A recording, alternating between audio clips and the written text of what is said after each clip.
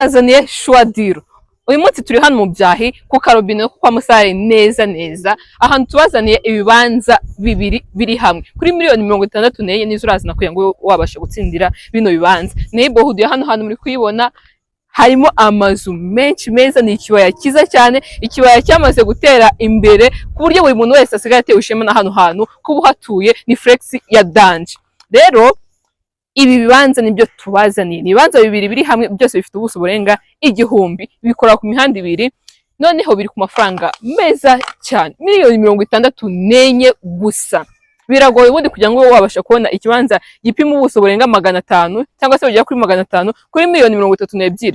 Miliyoni 32 gusa urazizana, tube twaguha ikibanza kimwe muri ibi ngibi. Uratwandikira kuri izo nimero uri kubona muri screen yawe, ndetse wanadusura ku mbuga zose dukoresha, haba TikTok, Instagram, YouTube, mbese amazina dukoresha muri social media zose cyangwa se kuri social media zose ni Gisenyi Komisiyoneri ba GC. Let's build a better tomorrow with GC today.